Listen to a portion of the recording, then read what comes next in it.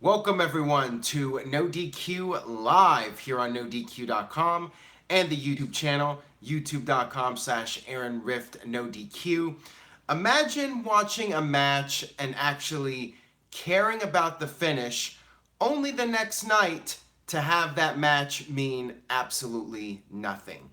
This was basically Monday Night Raw in a nutshell. We had a match between Roman Reigns and Bobby Lashley at the pay-per-view. Lashley won clean, and people cared. People were like, hey, Lashley got a clean win. This means something. This is cool. And then, of course, the next night on Raw, it's basically erased. It basically means nothing. And that is the story of this week's WWE RAW review. Now, last night, by the way, Ken terminated by Google with a $2 super chat donation. Thank you for making me laugh with Jason Voorhees. If you guys missed it, go ahead and check out the NoDQ video from over the weekend. I made people laugh with the Jason mask. And apparently I'm making people laugh tonight with the hair. So last night, I told people if I hit 500 live viewers during the Extreme Rules review, I would bleach my hair. We hit 490. So I decided, screw it, I'm gonna do it. I don't think I've ever done a video with bleach blonde Eminem style hair. So I went with it, and I'm curious to see what people think. Some people say it's not bad. Some people say, did you lose a bet? Some people are just bewildered by it.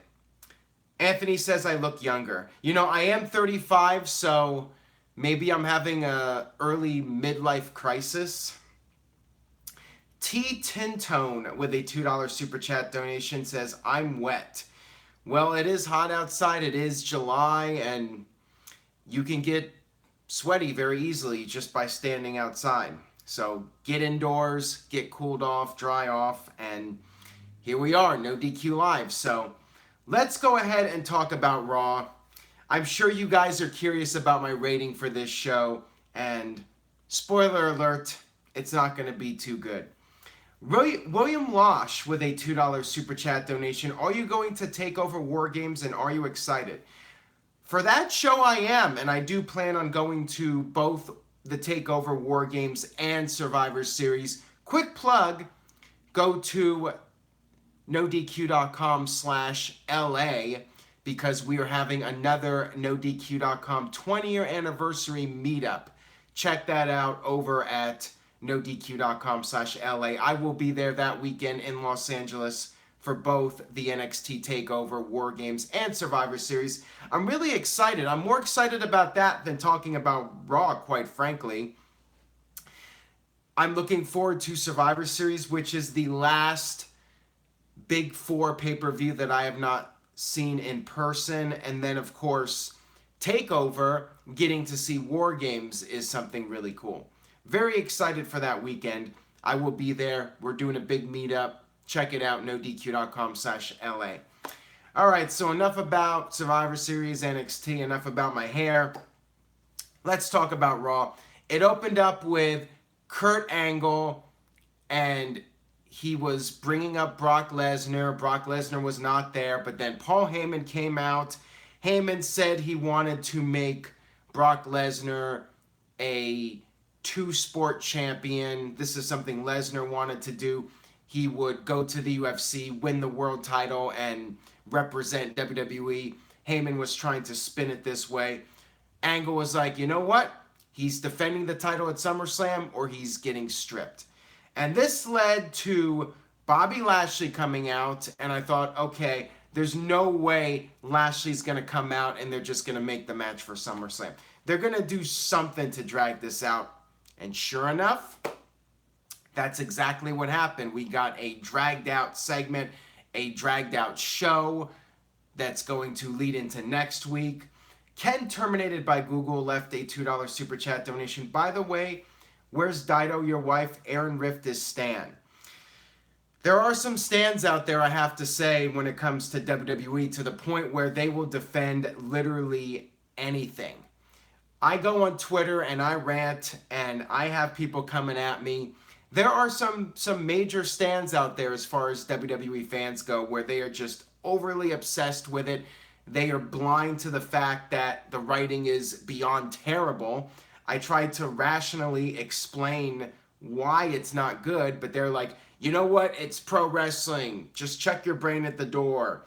Other people say the usual, if you don't like it, don't watch it nonsense. People that are very misinformed and don't understand that, number one, this is my job. Number two, I am giving a very unbiased opinion of WWE. I have nothing to gain by criticizing the show. Like I said, the more people that watch wrestling, the more money I make. So it's in my best interest to just praise Raw and get more people watching. But I cannot do that because I am unbiased. And praising the shows, I gain nothing. That's why I am one of the most unbiased people when it comes to reviewing WWE, because I have nothing to gain either way. I just call it as I see it. I'm doing my job here, and it is what it is. Thank you to everyone for tuning in the chat room. I appreciate it, and thank you to everyone watching on demand. So anyways, Lashley came out, and of course, this led to everybody and their brother coming out. But as I pointed out on Twitter, where are the guys like Zack Ryder? I despise these segments. I don't like them because, first of all, where are guys like Zack Ryder or Bobby Roode or anybody else? Why do only certain guys come out with the microphone? It just comes off so overly choreographed and scripted. Doesn't really make any sense. And Kurt Angle putting 6 guys in a number one contenders match, or 2 matches. Originally, it was rumored to be a 6-pack challenge, but Kurt Angle decided to make 2 matches, because Raw is 3 hours. We got to drag out this show with as much filler as possible. So 6 guys came out, and Angle just threw the 6 guys into 2 matches to determine Brock Lesnar's opponent at SummerSlam. The winner of the 2 matches face each other next week, and the winner faces Brock Lesnar. One of those guys included Roman Reigns. So to me, it really makes no sense. Lashley in the storyline is clearly the guy. He beat Roman Reigns clean at the pay-per-view. Roman Reigns is the big dog, as Michael Cole says every single week. And Bobby Lashley beat him clean. So why does Lashley have to earn his opportunity at the title? Makes no sense from a business standpoint. Makes no sense in the storyline, I should say. And you have Finn Balor, who is just a little pansy. He doesn't demand his title opportunity. He doesn't raise hell. He's just a good little boy that smiles all the time. I don't like the character. I find it hard to root for him. He's a good wrestler with nice abs, but that's it. He doesn't even have the demon gimmick anymore. When is Finn Balor gonna grow a set and have a backbone and actually be a character that has an edge? Not Adam Copeland, but an actual edge to him where you want to cheer for him. He just goes out there and does his little foot stomp and wears his Fonzie jacket and smiles. And to me, it just screams mid-card. I mean, I hate to sound like Big Vito and Virtue and everybody else, but man, they just make Balor come off like the biggest doofus. And I think WWE's totally ruining the guy. And then you have Elias, who hasn't been doing anything in weeks, but somebody on Twitter is like, well, he has an album to promote, so that's why he's out there and getting the title opportunity. That sounds like something Corey Graves would say. I mean, come on now. The Robo Buck with a $2 super chat donation, Grin Balor. I like it. Grin Balor. That can be his new nickname from now on. W Glass 90 says, you're just stating facts, Aaron. Well, thank you for that. And Confriend Rook says, hey, don't call Balor a doofus. You're a doofus. Ouch. Savage line of the night right there. You don't have to delete his comment. It's a free country. Anybody can call me a doofus if they want. I mean, they might have a valid point. But nonetheless, this was the opening segment for Raw, which, of course, led to a match. Go figure. With the same guys. You always got to do that. First 30, 45 minutes of the show has to be dedicated to a handful of people. It's mandatory in WWE. It has to be that way every single week. So we had the first triple threat match. Roman Reigns versus, not Nelson Moreno, but he did leave a $2 super chat donation. Demon Balor only comes out on SummerSlam. Whatever. Why not come out at WrestleMania, the biggest show of the year? But I digress. Anyways, it was Roman Reigns against Drew McIntyre, the triple threat. Big surprise there, ladies and gentlemen. He lost at the pay-per-view, so I wasn't expecting him to lose again. I did not care about this match. I know the fans in attendance were getting into it. Whatever. Guess what? WCW 1999-2000. You still had some rabid crowds for those shows. Does it mean the product was good? No. It was crap. And the fans were still diehards. They were stans. There are always going to be stans out there. I love that how I can use the haircut and the hair dye to drive home a point here. WWE will always have stans. And as long as the stans are out there, WWE will soak every last penny out of those stands. Those stands will go to the live events, spend $300 on a replica championship belt, and they'll just give WWE money. They'll drop $50 for a t-shirt at the arena. As long as WWE has those stands, they're going to be fine. And let's face it, WWE is such a strong brand name that the stands buy into it. WWE is a great company when it comes to marketing. They can suck in those stands and sell them on pretty much anything at this point. Based Ash Ketchum with a $2 super chat donation. Hair looks great, Aaron. Predictable Raw. Shaking my head. WWE markets to stands, as Kayfabe Candy Ass says. The Foundation says, not me. I get my WWE info from you. Haven't watched in a long time. Well, thank you for that. And I get that quite often. I have a lot of people either email me or tweet me, or even in person, they approach me and say, hey, I still follow NoDQ.com. I appreciate what you do, but I don't watch WWE anymore. The only way I keep up on it is by following NoDQ. So for the people that do that, thank you for that. And I'll let you know when there's something worth watching. I won't let you down. I won't force you to watch something that I personally think is crap. So I try to have some integrity when it comes to my thoughts on the WWE product. Mike Nixon, I hit 490, but I decided to go ahead and bleach my hair anyways. So here we are. Caleb Jacob says, I don't watch wrestling anymore. I don't have TV.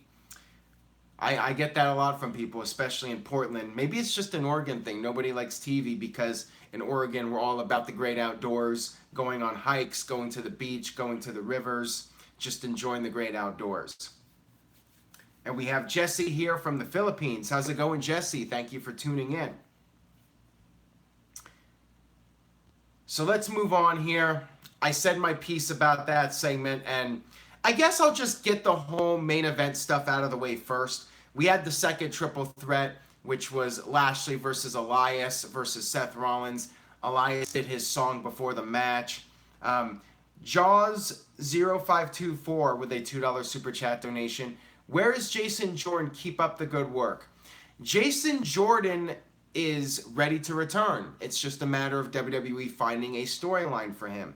And right now, they have nothing for him because they were too busy spending an hour of the 3-hour Raw building up to a rematch from Extreme Rules, which is most likely going to result in a 50-50 booking outcome.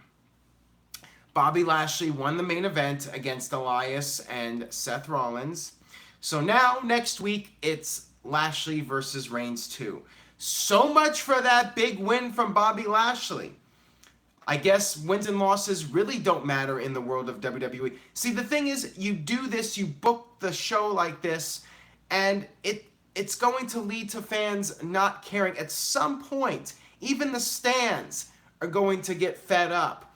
They're going to think to themselves, why do I even care about the outcome of a match if it doesn't mean anything? Why should we get invested in Roman Reigns versus Bobby Lashley when Lashley winning doesn't mean anything? They just book a 6-person, 2 triple threat match segment on Raw, and then the next week they're doing Lashley versus Reigns all over again, and Reigns is probably going to win. I mean, I don't think they're doing Lashley versus Lesnar one-on-one. I think at best, maybe we'll get a triple threat where there's some screwy finish and they do a triple threat match at SummerSlam. I could see that possibly happening. But are they really going to do this match again and have Reigns lose again? I don't see that happening. I just don't understand it. It feels like if Lashley is not facing Lesnar one-on-one, then what was the point in Reigns versus Lashley? Why care about that match? Why care that Lashley beat him clean when it doesn't mean anything in the long run? So yeah, the fact that this took up about an hour of Raw, I thought it sucked. Big time. I thought it sucked the big D. And hell, booking-wise, I might even go into the F territory for this. It was just a complete waste of time. And I would say to anyone out there, skip it. Skip this week's Raw. Don't watch. Hell, don't even watch next week. Maybe watch the YouTube clips. But if you invest 3 hours of your life on this week's Raw, then I think you need to have your head examined, with all honesty. And in my case, it's my job. But for anybody else, I mean, if you're just doing it for the fun of it, I mean, go outside. Go enjoy the outdoors. Go watch Breaking Bad or a show with some quality to it. I mean, there's so many other things. Go on a date. I don't know. Jaws0524 with a $5 super chat donation. Can the real Aaron Shady please stand up? Well, I would stand up, but then I would be out of the shot. I gotta stay professional here. Nelson Moreno with a $5 super chat donation. When Paul mentioned the 2-sport champion, do you think that that's the direction? I think Lesnar's dropping the title and going to the UFC. That's what I think is happening, and this is just something to try and throw people off, maybe. Who knows? But yeah, I wasn't a fan of pretty much any of this Universal title storyline. I thought it was complete crap. So let's move on here. I'm done talking about that. I would like to discuss the rest of Raw here. So let's move on. I already gave my thoughts on the Universal title segments.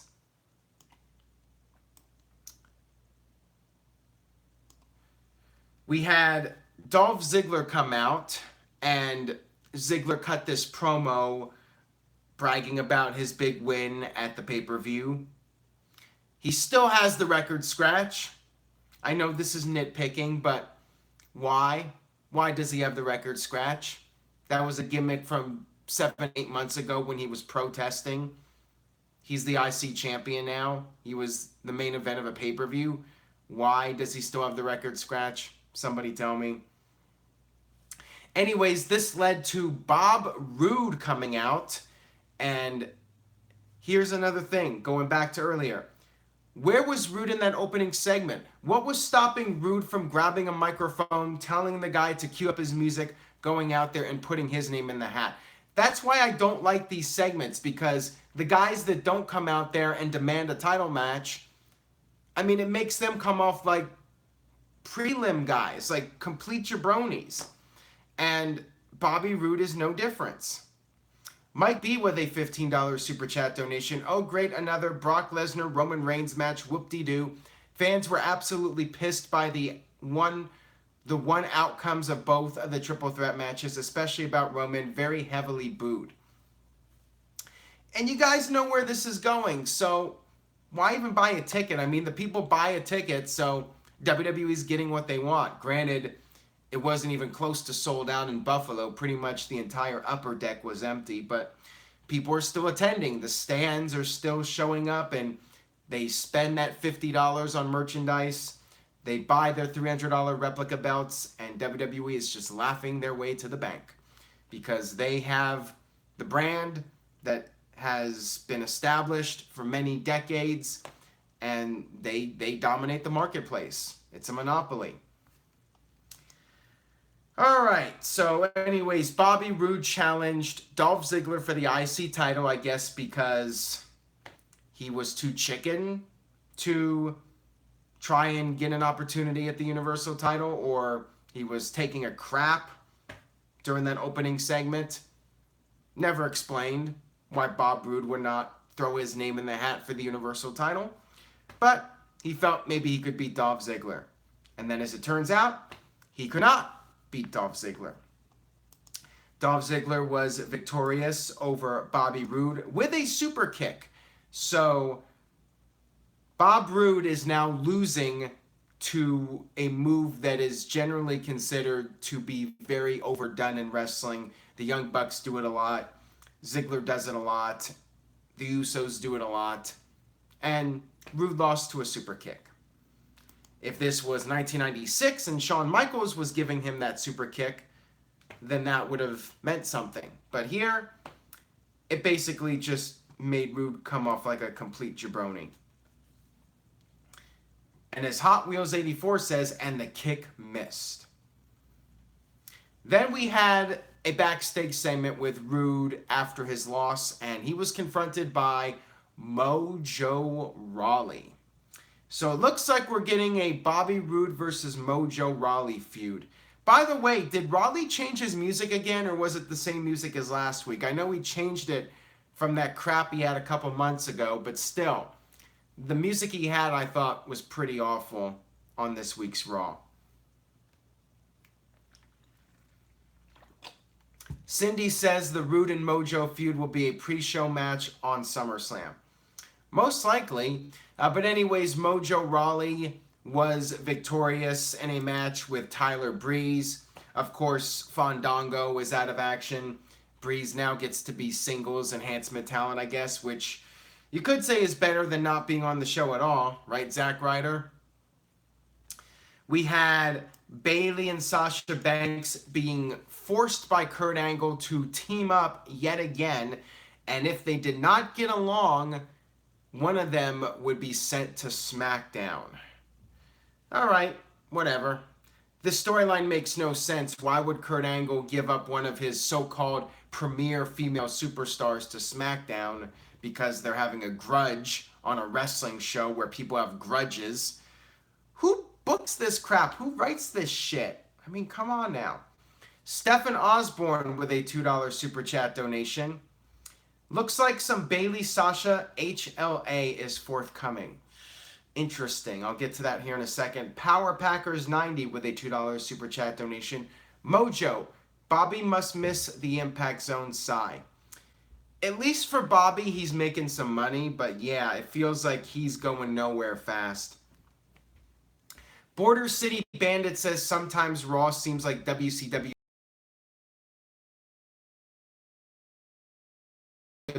is a far stronger company when it comes to marketing and creating stars and just running a strong business behind the scenes. But creatively, yeah, it's up there with like the worst WCW shows at this point.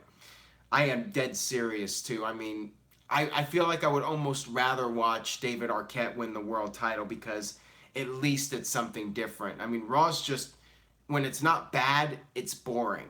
And then it's mixed in with some good wrestling now and then. Kind of like WCW, where WCW would have some good wrestling matches, but the storylines were complete trash.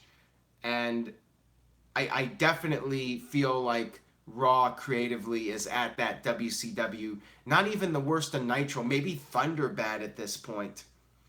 W Glass 90 says WCW 2000 was more entertaining than this shit. It very well could have. At least we got some work to shoot promos from Vince Russo, which, as counterproductive as those were, at least they were entertaining. Not good for business, but at least the hardcore fans that understood the references were entertained by it. All right, so we had the tag team match, Bayley and Sasha being forced to team up against Dana Brooke and Alicia Fox, who is back in action on Monday Night Raw. And the match wasn't much of anything. It basically ended, I think, with a double count out. Bayley was getting double teamed and Sasha just destroyed the other two, and then everybody got counted out. And then backstage, Bayley wanted to know why Sasha helped her. And then Sasha came clean. She started opening up about her emotions and her feelings. And then she told Bayley that she loved her. She always loved her, and she always will love her. So what is going on here? Is WWE doing a lesbian storyline, which is something that I think was rumored a couple of months back that they were considering doing? Are they really going to turn Bayley and Sasha Banks into a lesbian storyline? Of all the people to do this with, why them? If you're going to do a lesbian storyline, why not do it with Sonya Deville, who is, I believe, in real life, a lesbian? That would make more sense, right? I don't know. I assume this is going in the lesbian direction now, which I'm not sure is what people were expecting when WWE started breaking them up. Stinky Toffee 12 with a $2 super chat donation. This show is embarrassing to watch. Such a shame. Mike B with a $5 super chat donation. The WWE shitty writers write that shit, and Vince needs to retire. McMahon books it. Anyways, have a great night, Aaron. Thank you for that, Mike B. And thank you guys for the super chat donations, to Stinky Toffee as well. And Cuddy Flam with a $2 super chat donation. Do you think Sasha wants snack on Bayley's box?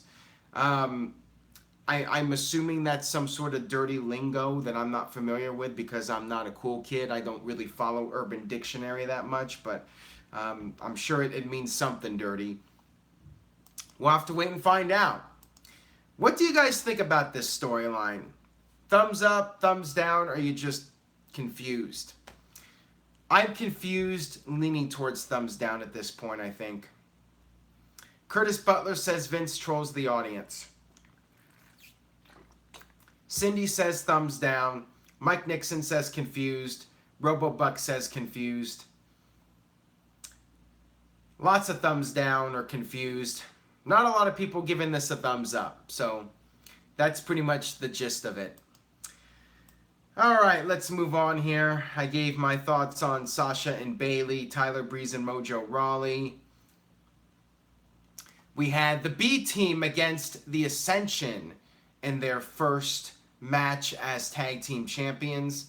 Pretty much just a squash match. It was revealed that next week, Matt Hardy and Bray Wyatt will be invoking their rematch clause. Apparently, everybody can invoke their rematch clause except for poor Finn Balor with the Universal title. A title he never lost, by the way. But of course, in storyline, it never really goes anywhere. So the question is, was the B team given the tag team titles just for the LOLs? Will Matt Hardy and Bray Wyatt win it back next week, or will the B team push continue? I don't care at this point. I'm over Matt Hardy. I'm over Bray Wyatt. I'm over the B team. I'm just not interested. WWE has made me not care about this storyline. I don't care about Bayley versus Sasha Banks. I don't care about the Universal title feud. I don't care about Ziggler's feud with whoever he's feuding with now. Who is he feuding with now? I know he beat Bobby Roode. I think there was something teased, but I'm just blanking on it. That's how little I care. I'd like to see the tag team titles go back to Matt Hardy and Bray Wyatt, I guess, but I don't know. I feel like the damage has been done now after the pay-per-view. Lord Dark Helmet says the B team equals the new Job Squad. All right, let's move on here. So then we had another women's segment. Alexa Bliss doing a promo with Mickie James, her usual gloating after the pay-per-view speech. Then we had the suspended Ronda Rousey come out and beat the crap out of both Alexa Bliss and Mickie James. Of course, she's still suspended, yet she's able to come out there, no security. She's beating them up. She had a wacky hairstyle, maybe even wackier than mine. Maybe that's my next hairstyle. Maybe I start doing some weird designs in my hair. Who knows? Anything's possible, right? Never say never. But yeah, Ronda Rousey beat them up. And how does she get punished? Kurt Angle says, you're suspended for 1 more week. But then Baron Corbin comes out, Constable Corbin, I should say, and says, you have to do more than that, or I'm going to call Stephanie McMahon. He goes into his pocket for his phone. His phone's not there. So he says, hold on a minute. I'll be right back. He goes backstage. Kurt Angle shows everybody that he pulled one over on Corbin. He pulls out Corbin's phone and then announces that he's giving Ronda Rousey a title match with Alexa Bliss at SummerSlam. So there you go. I guess Ronda Rousey gets rewarded for breaking the rules. And let's not forget that Angle suspended her because Rousey put her hands on him, and now he's awarding her with a title match. Whatever. Doesn't make sense, but I don't care. I'm just indifferent to it at this point. I figured this would be the direction for SummerSlam, Ronda Rousey versus Alexa Bliss. Don't care. Ronda beat them both up. I don't buy into Alexa Bliss as a worthy challenger. She's not even the challenger. I mean, she really should be, but I don't buy into Alexa Bliss being able to beat Ronda Rousey. I just don't. And it's already been established that Rousey could beat both of them up really easily. So yeah, I don't care about it. Sounds like a trend here on this show. All right, let's move on to the next segment. Authors of Pain versus Titus Worldwide. Basically a squash match. Authors of Pain won. It was, what's his name now? Apollo Crews taking the fall in this match, which is interesting, although WWE hasn't really been doing anything with either him or Titus. Authors of Pain win, and it would be nice if they had a credible tag team. The Revival was shown watching the tag match earlier with the B team.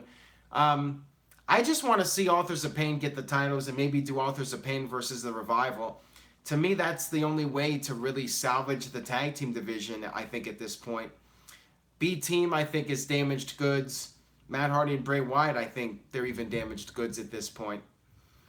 Authors of Pain, I think there's still hope for them. Speaking of, is there still hope for somebody? How about Ember Moon tonight? So Ember Moon faced Sarah Logan, and they were talking about her farm, her taters.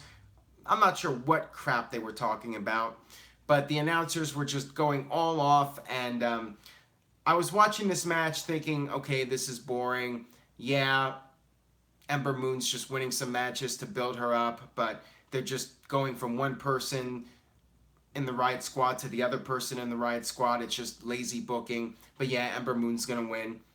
Until she didn't win. Ember Moon lost to Sarah Logan. After all this talk about her tater farm or whatever, yeah, wasn't a fan of this. Ember Moon, too soon to be losing. Although I guess it's better now than for her to go on a big winning streak and then lose, perhaps. Who knows? Yes, Sarah Logan, and she's apparently a Viking. I'm not sure what they're doing with her, but it's not working. The character development is just not cutting it for me. William Wash with a $2 super chat donation. Is Raw today getting 1993, 1995 bad? See, the thing is, Raw in 93 was actually a pretty good show. First of all, it was 1 hour, so you didn't get burned out on 3 hours. 94, 95, it got pretty bad there for a while. But again, it was 1 hour, and they were taped shows. That hurt as well. I mean, being live definitely helps the atmosphere of the show. Bigger crowds. But at the same time, a 3-hour show that is so poorly written, it's, I mean, I don't think it's really fair to compare because they are two different types of shows. Raw 1993, mostly a taped show, 1 hour, versus a 3-hour show that's live. They are different.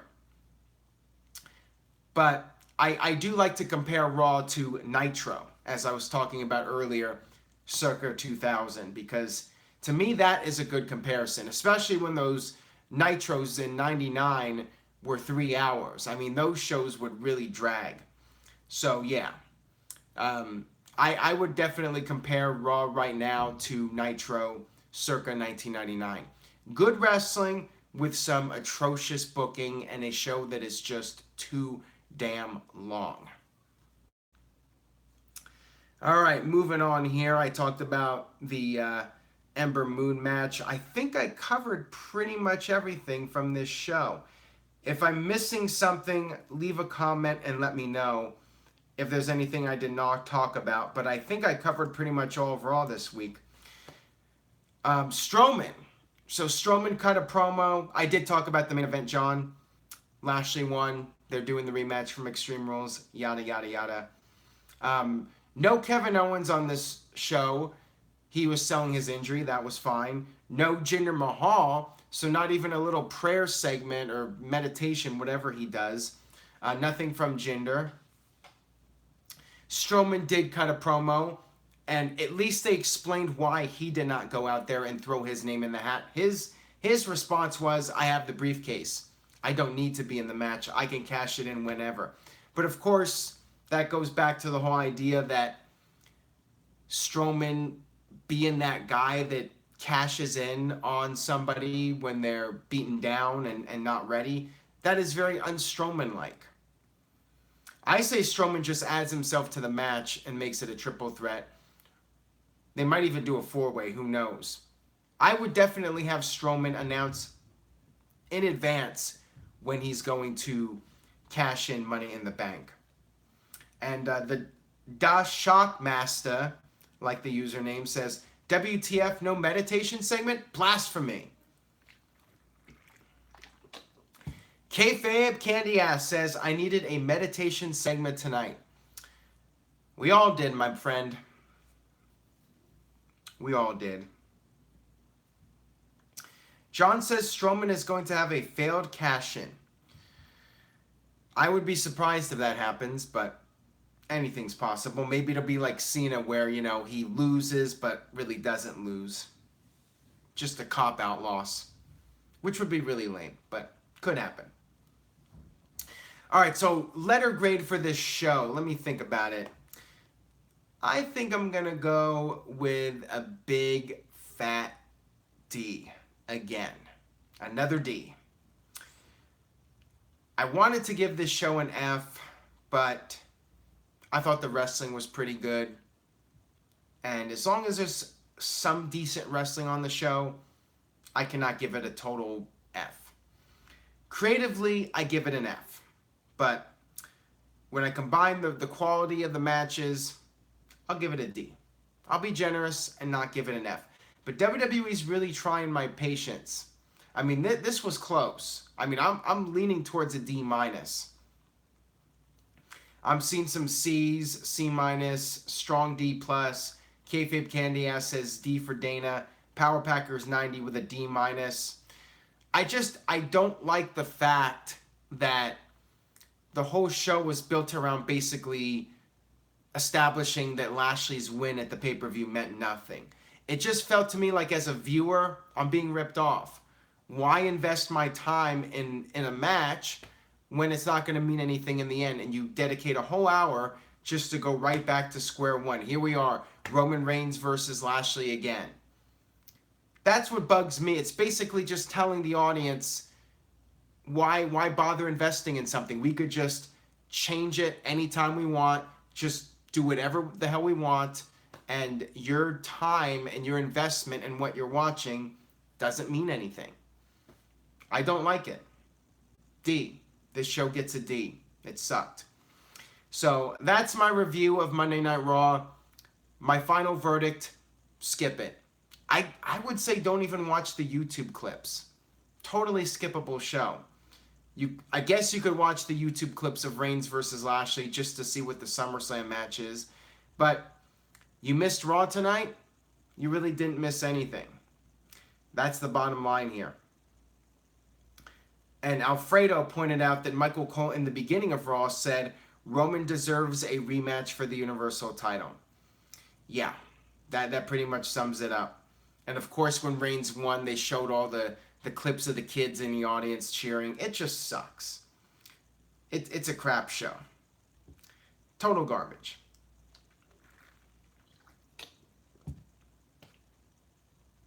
So that's pretty much all I have for this edition of No DQ Live. John, I have no comment. I'm not talking politics on this video. If you want to tweet me, I mean, I haven't even been following the news, so I'm not sure what's going on with that exactly. But apparently it's controversial. What else is new? So yeah, that's it for this edition of No DQ Live. Thank you all very much for watching. Thank you all. Hold on a second. Stefan, I see what you're doing here, man. $2 super chat donation to keep me on here. How do you see SmackDown saving this week in WWE tomorrow? Well, it is 2 hours, of course. What are they doing tomorrow? They're doing Jeff Hardy versus Nakamura, so I'm assuming they're actually going to have a match on SmackDown Live. What else can they do? Maybe something with Samoa Joe. Maybe set up a big angle with Joe versus AJ Styles for SummerSlam, or Daniel Bryan versus AJ Styles for SummerSlam. It's got to be one of those two for SummerSlam. Regardless of what it is, wouldn't it be nice if SummerSlam actually ended with a WWE title match, whether it's AJ versus Bryan or AJ versus Joe? I'm just saying it right now. I think SummerSlam should end with the WWE title match. I think it's way overdue. So hopefully they do something with Joe, get him into a big match for SummerSlam, and something. Okay, somebody suggested that I do a rap song. Don't hold your breath on that one. Maybe they'll do more Pinata with James Ellsworth. Who knows?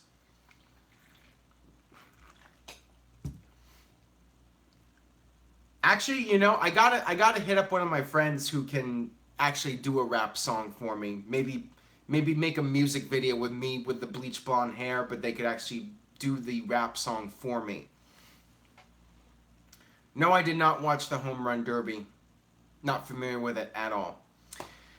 Alright, so on that note, I will go ahead and wrap up this edition of No DQ video.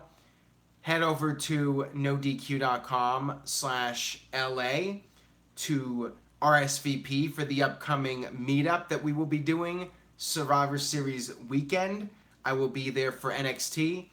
And here we go. Nelson with a $5 super chat donation. It's going to be one of those nights to keep me on here.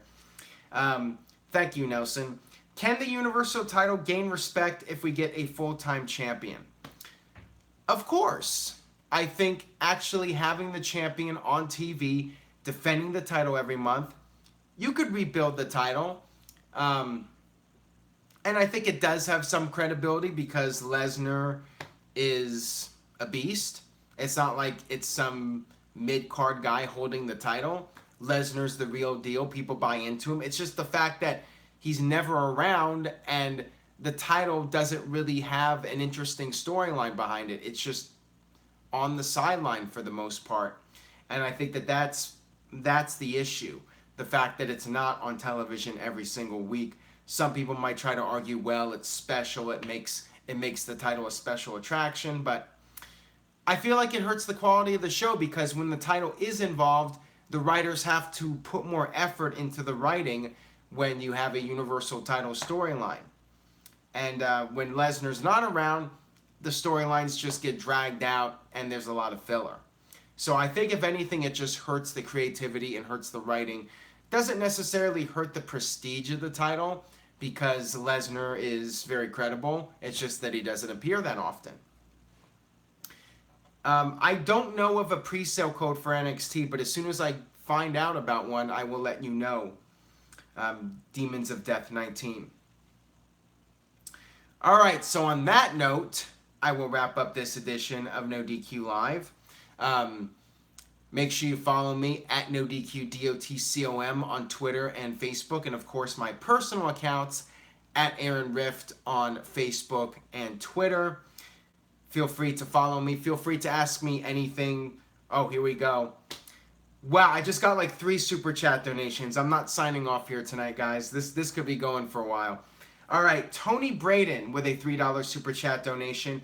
Who would you book for both champion matches at WrestleMania?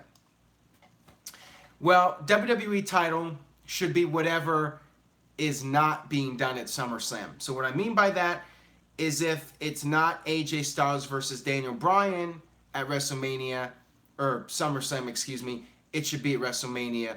And if it's not AJ versus Joe at SummerSlam, do that for WrestleMania. I think AJ should be in the main event at WrestleMania. Put him against either Bryan or Joe and do a big match for the WWE title. As far as the Universal title goes, I'd love to see Seth Rollins versus a heel Roman Reigns for the title, since WWE wants to put Reigns in the main event every year. At least turn him heel. But we know that's highly unlikely in all likelihood. So that's what I would do right now. Red Hot Rollins against Reigns, or maybe Red Hot Rollins against Dean Ambrose for the Universal title, with Ambrose as a heel. That's a consolation. If Reigns isn't going heel, then turn Ambrose. Rollins versus Ambrose for the Universal title. Based Ash Ketchum with a $2 super chat donation. If Bob wins, will he be a better champion than Lesnar? When you say Bob, I still get confused. Are you talking about Lashley or Rude? But I believe you're talking about Lashley here.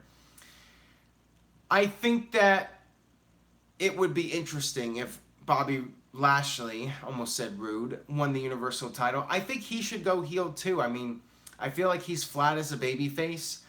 I'd love to see Lashley go heel and align with Paul Heyman, and then have a babyface Lesnar before he goes to UFC, feud with Lashley, and just establish Lashley as the new monster dominant heel champion. I think that would be very good for Lashley's career, better than what he's currently doing. Would he be a better champion? Well, if he's around, that'll definitely give him an advantage. And then I got one more here from Sam, the last super chat donation of the evening, $2. I missed what you said about Sasha and Bayley. Basically what I said was, I don't know what's going on here. It feels like they're doing a lesbian storyline. I'm confused. I really don't care about the feud that much. And I don't know what else to say about it. Got another one here, $2 from Nelson. Do you see McIntyre getting a title run this year? I know people are really high on him. The announcers keep bringing up he's a future Universal Champion. I don't know. Maybe. I mean, Kevin Owens won the Universal title, but then again, I think that was more of a reaction to Balor getting hurt. If McIntyre is in the right place at the right time, then yeah, I think there's a chance he could be Universal Champion, but I see guys like Lashley or Rollins or even Ambrose or Reigns. I think those guys are higher up than McIntyre, but people are really high on the guys, so never say never. Could happen, but I think it's going to be more of a situation where he's going to be in the right place at the right time for it to happen. Oh my God, we're never going to end here. I'm almost out of water. Water, as they say in New York. Stephen Osborne with a $2 super chat donation. He's just out to torture me tonight. Sasha's gonna tongue punch Bayley's fart box at SummerSlam. Wow. So Stephen paid $2 just for me to say that. Who knows? It might not be a super chat. Why am I saying super chat now? I got that on the brain here. I just totally lost my train of thought. It might not be a lesbian storyline. Maybe it'll turn into a super chat storyline. Who knows? Chris May says, that's the Savage line of the night. And Brandon13 says, I think the Universal title match at SummerSlam is going to be a triple threat. It very well could be. I saw somebody on Twitter, I don't remember who, so I apologize. Somebody suggested the idea, maybe it was Ryan Satin from Pro Wrestling Sheet, thought maybe they're going to book Hulk Hogan as the special enforcer, have Lashley win the title, and then have Hogan raise Lashley's hand, and Lashley is the first African-American Universal Champion. That would be interesting. See, the thing I don't like about that, though, is it comes off too forced. You know, Hogan apologized. Just let him do his occasional appearances. I think having Hogan do something like that, the problem is that it feels too forced and too much like they're trying to be overly politically correct, and it just would not feel very authentic. I don't know. I'm not really a fan of that idea. Nelson with a $5 super chat donation. Do you see Paul Heyman calling it quits after Lesnar retires? I don't think he should. I think Paul Heyman could be the client or be the spokesperson for somebody else and have a new client. I think Paul Heyman is very effective as a mouthpiece. It's just, it's gotten stale with Lesnar, him coming out there doing the same thing every single time. But I do think Heyman could bring some new life into somebody who's kind of floundering. Maybe a Bobby Roode or maybe even Asuka. There's a lot of possibilities. So yeah, I think Paul Heyman should stick around. Will he retire? I mean, that depends on WWE. Advocate was the correct word I was looking for, not client. Client is the guy that Heyman is representing. All right, so now I will finally go ahead and wrap up this edition of NoDQ Live. I will be back tomorrow night, so save your super chats, save your questions. I will be on tomorrow night to talk about SmackDown. Should be a more positive vibe because SmackDown is usually a better show, and I'm sure I'll have plenty of things to talk about then. So save your comments, your questions, your super chats.